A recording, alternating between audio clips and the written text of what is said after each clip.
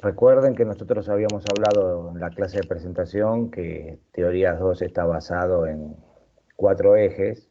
El primero, el estudio de los medios, después vamos a ver opinión pública, vamos a ver cómo funciona el mundo digital con redes y vamos a terminar trabajando lo que tiene que ver con el mundo de las narrativas transmedias, storytelling, que es algo muy puntual de comunicación y relaciones públicas. Entonces, cuando hablamos de estudiar los medios, estamos hablando de determinadas características que vamos a tener en cuenta. Primero, la textura de la experiencia. ¿Qué significa esto? La experiencia que yo tengo como consumidor, como usuario, con la relación que yo construyo con los medios de comunicación. Hoy los medios son parte de la textura de la experiencia, de la vida social, su posibilidad y continuidad. Debemos estudiarlos porque son centrales en nuestra vida, estudiarlos como dimensiones sociales y culturales y como dimensiones políticas y económicas del mundo moderno. O sea, cumplen todas esas funciones.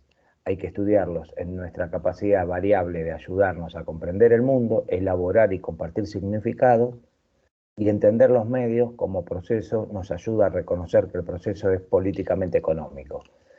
Cuando estamos hablando de medios, estamos hablando de relaciones económicas. Tenemos diferentes modelos según el país de cómo están construidos los medios. Esto viene obviamente de la década del 70, 80, de la década del 60. Esto es algo que ya tiene 50, 60 años.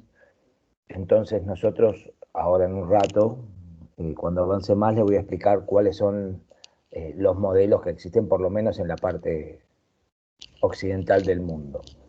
La primera es la textura de la experiencia. La segunda tiene que ver con la mediatización, donde los medios también son un proceso de mediatización. La mediatización implica el movimiento de significado de un texto a otro, de un discurso a otro, de un acontecimiento a otro. O sea, por eso son medios, porque cumplen la función de transmitir ideas, culturas, mensajes, significados, de un lado a otro, en formato papel, en formato visual o en formato auditivo.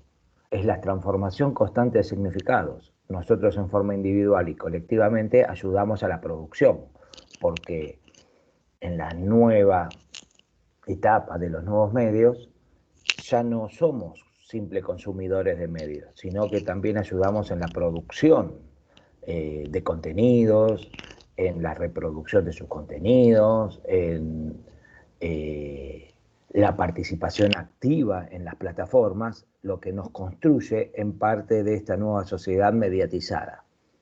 Y la tercera parte, a la que voy a agregar, que es la experiencia que yo tengo con los medios, la mediatización que cumplen, es la cuestión tecnológica. Nuevos medios surgen sobre los cimientos de los viejos, no aparecen plenamente desarrollados. O sea, no hay un medio que reemplaza al otro. La aparición de nuevos medios transforman a los otros, pero no los hacen desaparecer. Doy un ejemplo. Todo eso obviamente con el telégrafo y con otras cuestiones de uso tecnológico, pero nosotros podemos estudiar los medios a partir de la aparición de los medios gráficos como pueden ser los periódicos, los diarios, la radio, que este año está cumpliendo 100 años, la primera transmisión de radio que se hizo en Argentina, es la que se toma a nivel mundial como el inicio de la radio. El siglo XX vio convertirse a los medios en objetos de consumo masivo y herramientas de la vida cotidiana. O sea, este crecimiento se dio a partir de la década del 40, con la llegada de la televisión, en la década del 50 en Argentina, y reconvirtió a la anterior, o sea, la aparición de la televisión reconvirtió a la radio, la aparición de, o la modificación del cine, que está mucho antes que la televisión,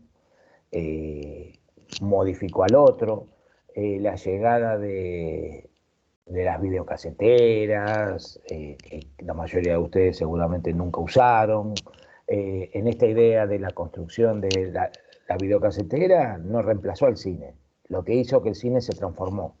Después apareció el Blu-ray, apareció el DVD, el CD. Todas estas herramientas no reemplazaban a la anterior, la modificaban, e Internet cumplió esa función. Adaptó la radio, hoy la radio tiene un formato totalmente distinto, vos mirás quién conduce el programa, tenés videos, podés entrar y ver fotos. Antiguamente no se sabía quién conducía. De vez en cuando aparecía una foto del conductor. Había toda una construcción que McLuhan nos refería que eran medios fríos y medios calientes según la relación que nosotros teníamos con ellos. O sea, la televisión sería un medio totalmente frío porque vos te sentás en un lugar o te acostás a mirar, no haces absolutamente nada. En cambio, en la radio, vos construís y en el cine también construís. Es distinta a la televisión porque vos vas y elegís lo que vos vas a ver. Pero especialmente en la radio, vos te imaginás cosas, construís cosas de acuerdo a lo que vos vas escuchando. Es más, te imaginas cómo es el conductor o la conductora, producto de la voz que vos escuchás, que no siempre coincidía con la persona, porque después la conocías y era distinta. Esa magia de la radio hoy en día no es igual. Hoy nos enfrentamos a la globalización de Internet y la promesa de un mundo interactivo. Podemos ver la tecnología como cultura. Las tecnologías mediáticas pueden considerarse como cultura, como el producto de una industria cultural y el objeto de una cultura motivada, y más o menos determinante en la inserción tecnológica en la estructura del capitalismo tardío. O sea, cuando nosotros hablamos de estas ideas de Adorno y Horkheimer, estamos hablando de estudios de los medios que requieren un cuestionamiento de la tecnología en pos de la presencia de la interacción humana. O sea, lo que hoy estamos perdiendo es la presencia de la interacción humana. Todo está mediado por tecnología. Hacemos un cumpleaños, llegan todos al cumpleaños y están todos interactuando con sus celulares. Está una persona en una pieza y le manda un mensaje al hermano que está en otra pieza y se lo manda por mensajes de celular. O sea, no se levantan para ir a avisarle, ni siquiera le gritan, le mandan un mensaje. Estas interacciones son muy comunes. O sea, si yo les cuento esto, ustedes se acuerdan de haberlo hecho en algún momento. O sea, entonces esta interacción también se da en la vida, en los cumpleaños, en las relaciones, en lo que uno hace, con nosotros mismos. Ustedes seguramente tienen la computadora y tienen el celular al lado y se están enviando mensajes de WhatsApp con amigos, con compañeros de la universidad. O sea, esta interacción se llama el mundo de las multipantallas. Entonces, cuando nosotros vemos esto, o sea, ¿qué estamos construyendo? ¿Qué hacemos con nuestros medios? Y aparecen estas opciones distintas. ¿Qué son estas opciones distintas? Jugamos, actuamos y consumimos. Esta es la relación que nosotros tenemos con los medios. Jugamos, el juego es un espacio en el cual los significados se construyen por medio de la participación dentro de un lugar compartido. O sea, el juego es una actividad voluntaria, pero vos te sentás a la noche y mirás a Guido Casca y cómo hace juegos y sus programas y cambian y son siempre lo mismo y ahora vienen los taxistas y ahora estamos pasando programas grabados porque casi todos los miembros de ese programa tienen COVID-19, entonces no lo pueden seguir grabando, entonces te repiten y a vos no te importa, te sentás ahí porque lo que querés ver es cómo juegan, cómo interactúan y así infinidad de programas que hay en los otros canales, programas que hay en diferentes horarios, en diferentes presentaciones, porque también el consumidor necesita interactuar, jugar y tener distracción. Hay toda una corriente teórica sobre los medios y el entretenimiento. La otra es la actuación. La vida social se ve como el manejo de la impresión. Erving Goffman, que es este autor, es un libro, es bastante engorroso y largo, pero habla del manejo de la impresión, nos dice a nosotros cómo nos presentamos ante la sociedad. Esto para la gente de públicas está buenísimo porque las redes sociales potenció esta idea de Goffman. Nosotros en las redes sociales nos mostramos de una manera porque queremos que nos vean así. Hay una red social que yo siempre cuento que se llama Foursquare. Después, si quieren, cuando charlamos, lo escribo en el chat por si no la conocen, y voy a preguntar después si alguno la conoce. Es una red social para mostrar a dónde estás. O sea, si vas a un restaurante, si vas a un lugar de paseo, si estás en el shopping, en el cine, en esa red social vos le mostrás a tus amigos dónde estás. O sea, es importante entender que vos estás bajándote una aplicación para mostrarle a los demás dónde estás. Y después vamos a charlar dónde haces vos el clic de dónde estás.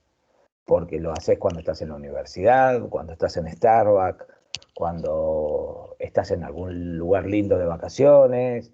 No lo haces cuando vas a ver al Almirante Brown a la cancha, o sea, cuando estás en la estación de tren, o sea, casi siempre es en lugares que vos les querés mostrar a los demás que estás en un lugar que es agradable a la vista, o es lindo, o muestra una impresión de lo que vos querés mostrarle a los demás. Esto hablaba Goffman. Profe, Sí. que hay una frase muy conocida sobre ese tema que es los perfiles son mejores versiones de nosotros mismos. Eh, No, sí, la frase, sí, sí. correcto. El tema es que yo te hago una pregunta. ¿Vos pensás que es así o es una apariencia? Sí, es que es una apariencia, justamente porque nosotros tratamos de mostrar una versión de nosotros mismos que está distorsionada, Mejorada, mejorada, claro, claro, mejorada. potenciada. O sea, ¿entendés más o menos la idea de Goffman? Lo que dice Goffman que no habla de las redes sociales, habla de la actuación constante. Las redes sociales potenciaron esto que yo les digo y lo que vos agregaste. O sea, esta idea de que nuestro mundo es un mundo de apariencia visible está potenciado. Y ahí aparece la idea que vos sumaste a la charla. O sea, nosotros construimos un perfil de lo que nos gustaría ser, no es lo que somos. Esa es más o menos la idea. Vivimos en una cultura presentacional en la que la apariencia es la realidad. La modernidad alentó una vida privada más pública y por este motivo se intensificaron estos comportamientos. Después lo vamos a charlar porque esto vuelve a aparecer cuando veamos redes sociales, pero yo noto que a veces muestran cosas de la intimidad en redes sociales que no sé si está bien mostrar. Esta idea de lo privado se mezcla con lo público. ¿Por qué? Porque si vos abrís lo que tiene que ver con tu mundo privado a lo público, no te enojes si te preguntan o te hablan de tu mundo privado, porque vos estás habilitándolo en tus redes sociales. O sea, interpretar que no, mirá, y sabía tal cosa porque yo, y bueno, pues si lo publicaste, si vos lo publicaste, vos autorizaste a que se hable. Esto pasa mucho con la gente del espectáculo. Cuando necesitan promocionarse, cuando necesitan hacer una actividad, cuando tienen una presentación de una obra de teatro, usan técnicas muy de relaciones públicas de generar algún hecho que genere visibilidad para salir en los medios. Y a veces muestran cosas de la vida privada. Y cuando los programas de espectáculos se meten con la vida privada de esa persona, se enoja. Porque dice, no, es mi vida privada. Pero vos la habilitaste. Hay muchos famosos y muchos personajes públicos que vos no sabés ni dónde viven, ni con quién están casados, nada. Solamente conoces su parte pública. Entonces a esas personas difícilmente les ingresen en el mundo privado, porque no se sabe. ¿Entienden la idea? Y hay otros que te cuentan todo. O sea, porque viven en hacer públicas sus cosas privadas. Esto es muy común. Bueno, el caso más puntual de los últimos meses fue las ridiculeces que hacía esta chica Vicky Chipolitakis sobre el tema de pedirle canje a todos, o sea, Sí. y ir al chino y pedirle canje, porque el canje es algo que funciona, pero tampoco se hace, o sea, así de esa manera. Yo tengo trabajos y algunos trabajos que tengo en redes sociales son de restaurantes donde yo vivo y yo lo llamo y le pido, y casi siempre cuando me envía, o ahora que los estuvimos ayudando y éramos muy flexibles con el cobro y eso, a veces te dice, te lo anoto, y eso es un canje. O sea, ¿entienden? Porque después Ok. me lo reduce de lo que me tiene que pagar. O sea, lo que pasa es que ese canje que es natural, porque vos en vez de que te pague, bueno, mandame el producto. O sea, eh, Claro. algunos lo transformaron en una forma de vida. Entonces, yo te nombro, entonces sos público. Que sos público no significa que sepas hacer algo. O sea, que sea famoso no Tal cual. significa que sepas hacer algo. Entonces yo nombro al chino, nombro a la peluquería, entonces queda claro, empezás a perder credibilidad. O sea, porque queda Totalmente. muy evidente que estás haciendo todo canje. Entonces, esa es la actuación y es nuestra forma. Por eso está basado en Goffman, que me parece brillante. O sea, eh, el trabajo, obviamente es un texto bastante largo, pero nosotros funcionamos así y Relaciones Públicas tiene mucho de esto. El consumo es una actividad individual y colectiva, pública y privada, que depende de la destrucción de bienes para la producción de significados. Esta es la base del capitalismo. O sea, yo siembro soja, cosecho la soja, la mando a China, o sea, destruyo todos esos bienes, los mando a China, los vendo, los chinos compran la soja, pero no comen soja. Le dan de comer la soja a los cerdos para comerse a los cerdos. O sea, esto es constante. El capitalismo está basado en esta idea de la destrucción de bienes para la producción de nuevos productos. Bueno, en los medios es muy parecido. O sea, se saca algo para construir otra cosa. Compramos los medios, compramos a través de los medios y compramos lo que escuchamos y vemos en los medios. Que no significa que hacemos lo que los medios nos dicen. Lo que generan los medios es una interacción tan fuerte que genera influencia. ¿Por qué? Porque nosotros seguramente vamos a hablar lo que se está escuchando, lo que se está viendo o lo que se está debatiendo en los medios. Entonces, esa agenda que se habla en los medios es la que nosotros vamos a hablar con nuestra familia, con nuestro compañero de trabajo, en la universidad y estas cosas.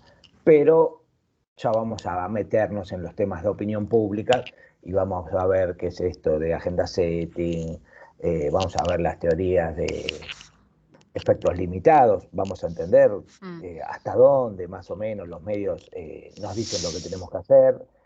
Sí, los que dicen es, o los que nos marcan con mucha influencia, lo que hablamos, pero no lo que hacemos. Entonces, para ir viendo,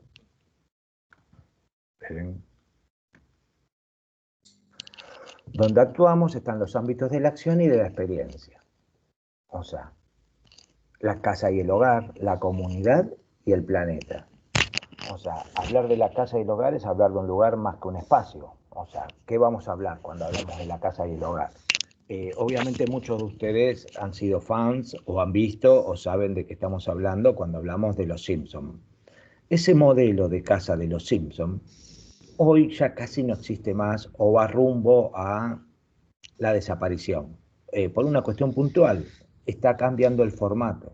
O sea, yo soy una persona, yo soy generación X, ustedes no. Ustedes serían Z, a Verónica la podría poner en Z o Y, anda por ahí.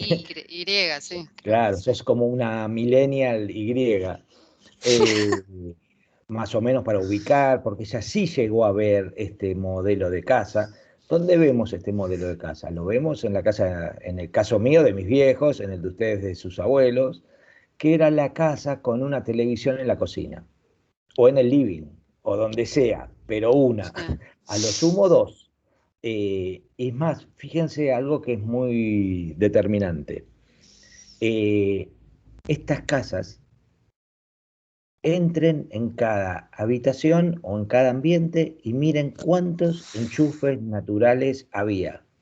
Estamos hablando de el enchufe natural, no el que se agregó, las zapatillas, o sea, sino el natural, o sea, pueden encontrar 1, 2 por si hay lámparas, algún artefacto. Vamos a suponer que están en un living y tiene 4.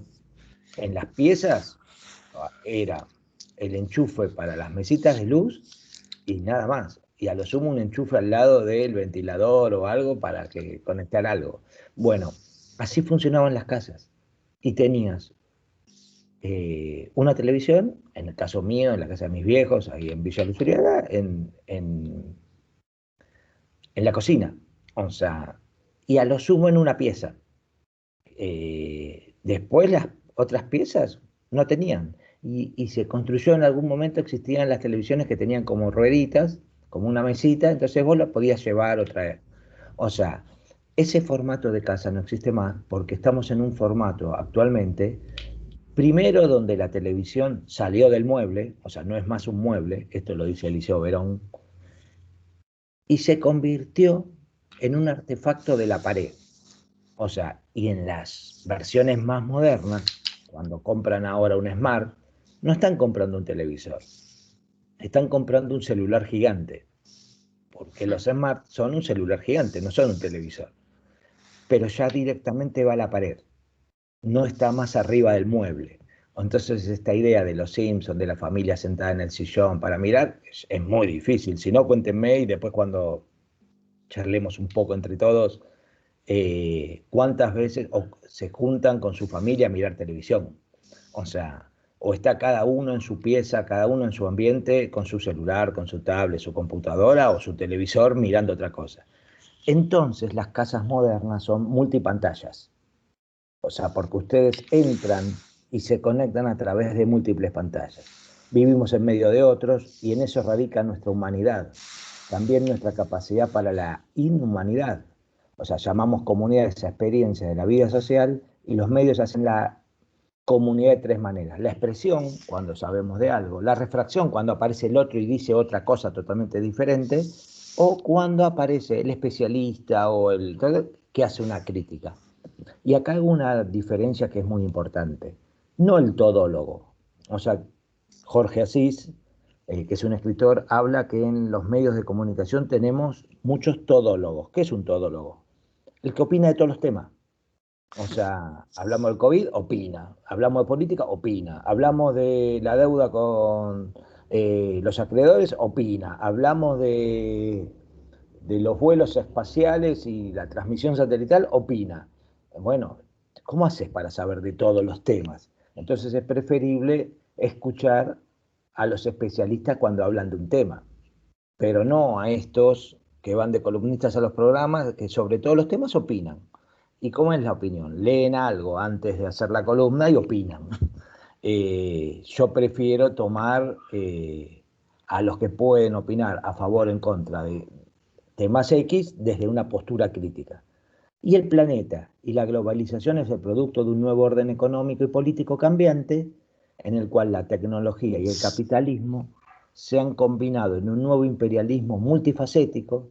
Las industrias culturales, que ustedes deben haber visto con Gabriela Cicalese, fueron las primeras en globalizarse por causa y consecuencia del achicamiento del planeta.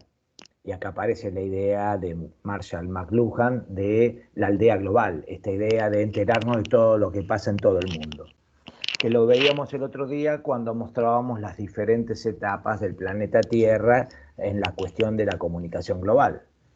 Entonces, cuando nosotros vemos esto, tenemos que tratar de entender dónde interactuamos con los medios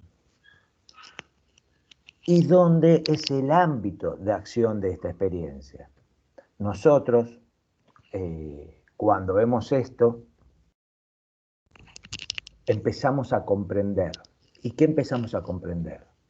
Hacer una comprensión de los significados de lo que nosotros recibimos.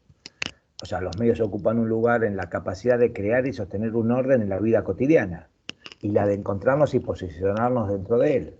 ¿Qué nos transmiten los medios? ¿Confianza, memoria o la existencia del otro? O sea, esta capacidad que nosotros tenemos, que para mí está muy relacionada con nuestra capacidad educativa y nuestro crecimiento cultural. todos tenemos cultura. Lo que pasa es que algunos tenemos un desarrollo cultural distinto a otros. O sea, yo soy una persona que tiene un desarrollo cultural distinto a Verónica y distinto a Gabriela Cicalese y distinto a, no sé, a los profesores de publicación. ¿Por qué? Porque todos tenemos un desarrollo cultural distinto. Tiene que ver con lo que fuimos estudiando, la educación, lo que nos dio nuestro entorno familiar. Lo importante es tener un desarrollo cultural. O sea, no existe nadie que no tenga cultura. Lo que puede tener es mayor desarrollo o menor desarrollo, pero cultura tenemos todos, porque la cultura es la construcción de actividades, la construcción de cosas a lo largo de nuestra vida. Entonces, ¿qué nos hacen los medios? Que le tengamos confianza a algo. Si hay un especialista que le creemos, esperamos que él hable para saber qué dice, para ver qué nos pasa. Esto pasó mucho en esta cuareterna, con el tema de cuando empezamos. El primer mes, acuérdense cuando estábamos todos encerrados, que nadie salía, o sea, que estábamos preocupados porque veíamos las noticias. ¿Qué queríamos saber? Tener certidumbre, porque teníamos incertidumbre, porque no sabíamos qué pasaba, cómo te contagiabas, por dónde venía, desconfiabas de todo. O sea, era una cuestión de una paranoia generalizada porque nadie sabía. ¿Y qué hizo la gente? Se fue. Yo puedo asegurar que la mayoría tomó el compromiso de ir aprendiendo. ¿Y por dónde aprendieron? O sea, si vos estás encerrado en tu casa, ¿por dónde aprendiste qué es esto del COVID-19, de dónde vienen los casos? Eh, a través de los medios de comunicación, o a través de internet, o a través de los noticieros, que obviamente se hicieron un picnic con todas estas cosas, porque esperamos que sean las 7 u 8 para ver cuántos murieron, cuántos contagiados y cuánto un montón de cosas, como si fueran unos números estadísticos, nada más, fríos, y es un montón de gente que no está más. Pero, ¿dónde aprendimos del COVID? En los medios.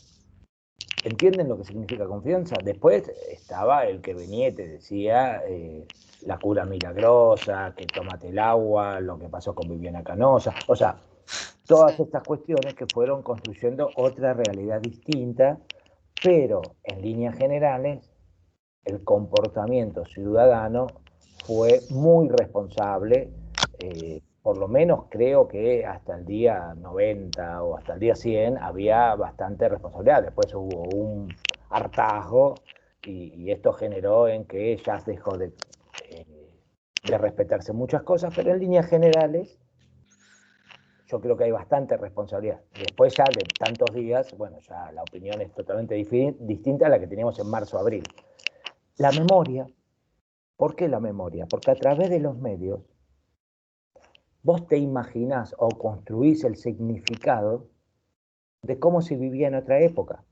O sea, sus abuelos, sus parientes que llegaron de Europa a través del puerto, ustedes creen que llegaron con traje, con los vestidos, las mujeres con faldas hasta los pies y un montón de cosas, porque lo vieron en películas, en series, que bajaban así.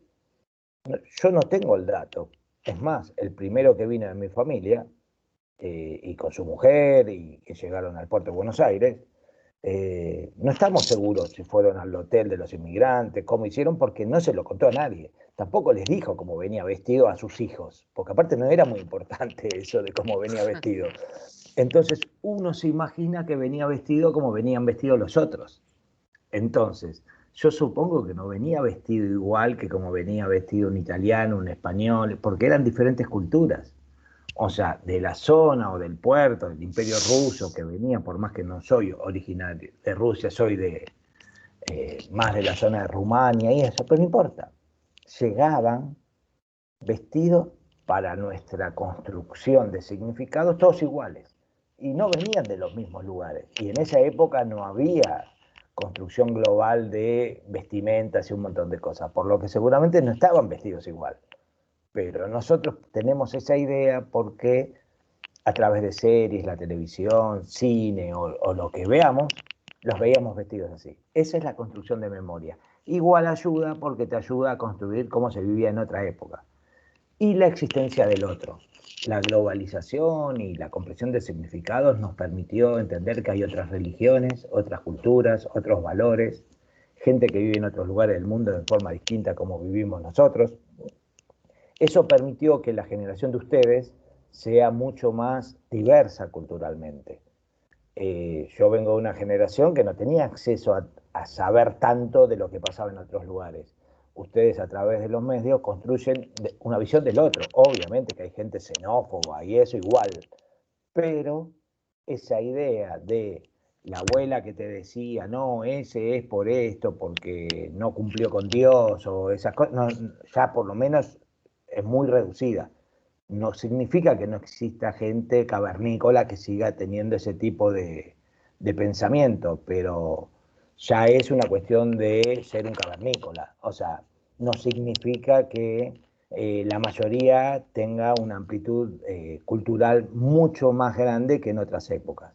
Entonces, en esta comprensión de significado, vamos cerrando con esta idea. ¿Qué es la discusión de qué tenemos que hacer? Estudiamos los medios porque necesitamos entender cuán poderosos son en nuestra vida cotidiana. Nosotros convivimos, primero con los medios que con nuestra familia. En muchos casos, no es el mío, arrancan conectándose al celular antes de ir a desayunar en la cocina.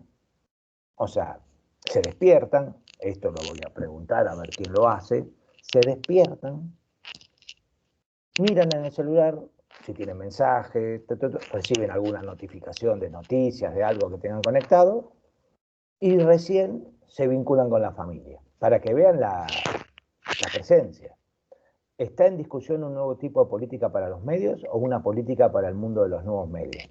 Hay una necesidad de regular, hay que regular lo que tiene que ver con el funcionamiento, hay que regular lo que significa la construcción del mundo tecnológico.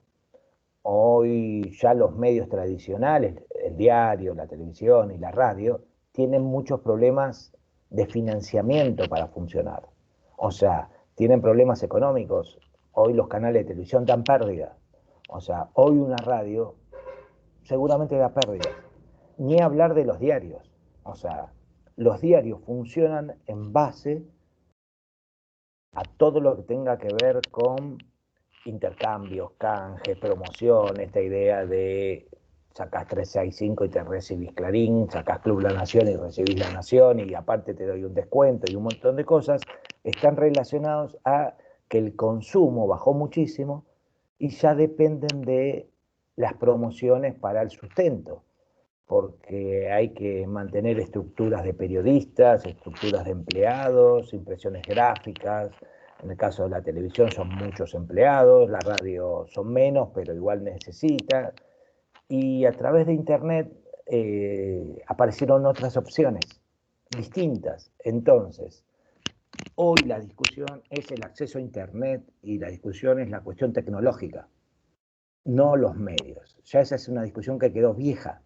O sea, hoy es mucho más poderoso el dueño de Telefónica y Telecom que el dueño de Clarín, de C5N, de La Nación y un montón de grupos mediáticos que hay en Argentina. O sea, porque lo poderoso hoy es tener acceso a lo que se llaman las telcos, que son las empresas de telecomunicaciones. Y deben discutirse las tecnologías mediáticas, el acceso y participación y los medios como parte del sistema político.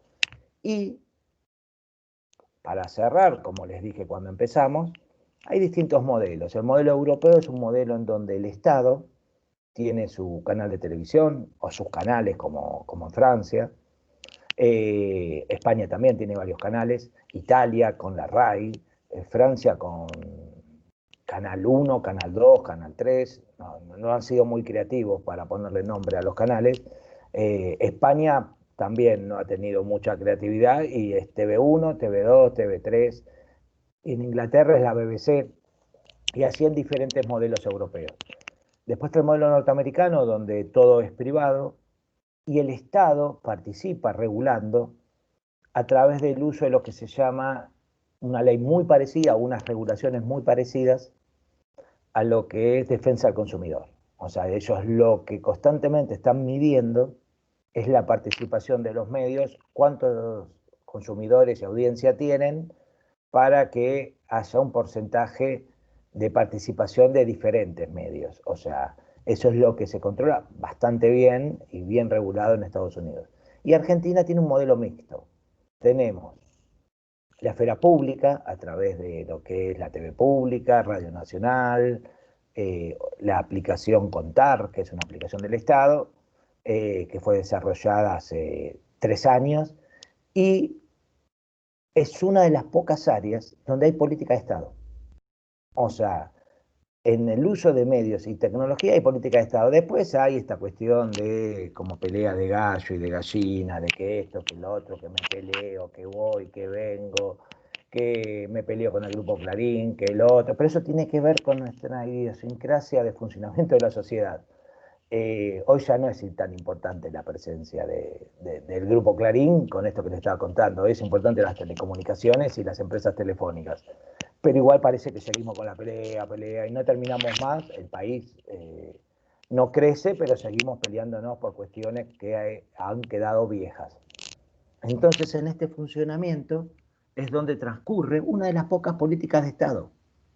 O sea, hubo un trabajo que comenzó en el último gobierno de Cristina Kirchner, siguió en el gobierno de Macri y sigue en este, que es la red de fibra óptica, el tema del uso de los satélites y un montón de cuestiones que han generado que Argentina haya crecido en el uso de Internet, haya mejorado lo que es la transmisión en todo el territorio nacional, y esto se hace con una empresa que es estatal, pero que funciona como una empresa privada, que se llama mixta, es público-privada, que le va bien, que aparte genera recursos y ganan dinero y han hecho que Internet llegue a casi todo el país.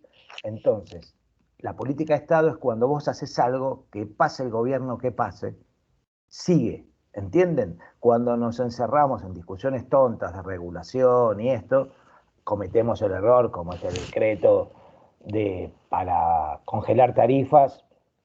Le congelo las tarifas a todos y considero que es un bien público la TV por cable, internet o la telefonía fija. O sea, son 3 cosas distintas. O sea, sí está bien que lo discuta sobre el uso de internet, y más en una crisis como esta del COVID-19, sí podría ser la telefonía pública. Ya la telefonía pública no la usa casi nadie.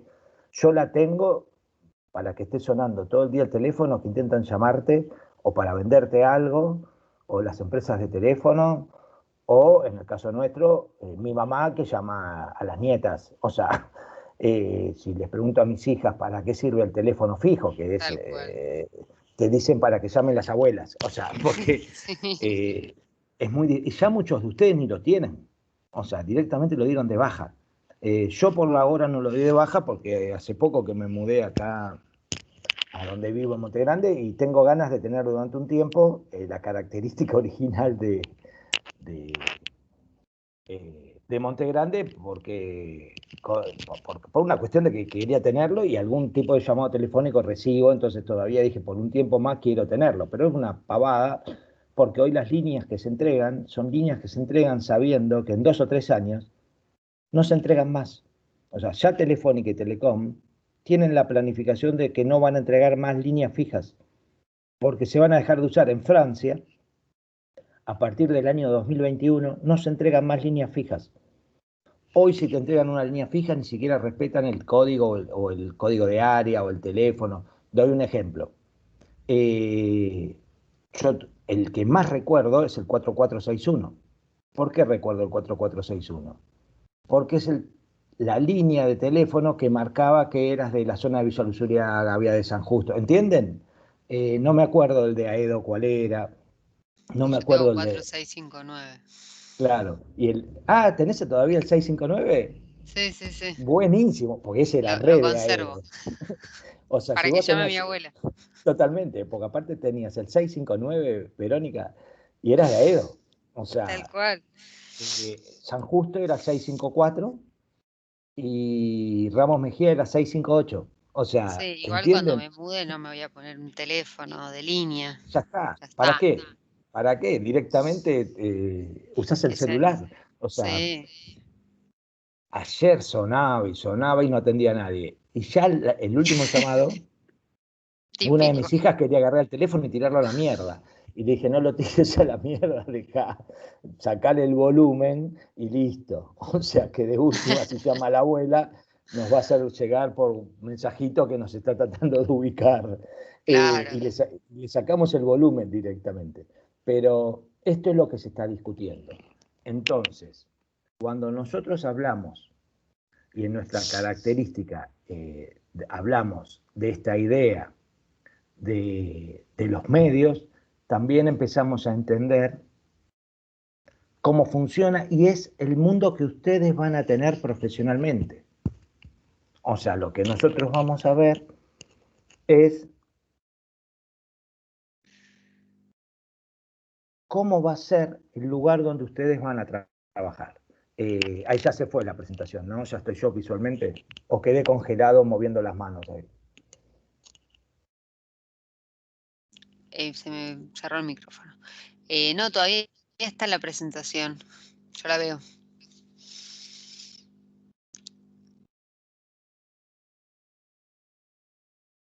Ahí sí te fui. Ahí sí se fue. Ahí. Tarda unos. Ahora sí. Ahí ya estoy yo. Sí. Bueno, acá lo que vamos a hacer es, abrimos un poquitito, si quieren hacer alguna pregunta, si la quieren hacer abiertamente mejor, si la quieren hacer por el chat, así charlamos un poquitito, antes de hacer una pequeña pausa, así volvemos después con una cuestión puntual, que les prometí que vamos a terminar la semana con buena onda.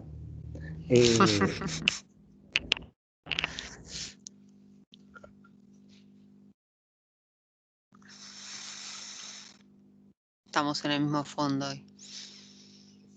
El 4461, ahí te pusieron, Verónica, el 4659, así que hay gente de Aedo. Sí. A ver sus características. Pasan poniendo sus características y le decimos de dónde son. Les dejamos en el chat que hay 4441 también era de la zona de San Justo y Luzuriaga. 697, ahí me complicaste, Julieta.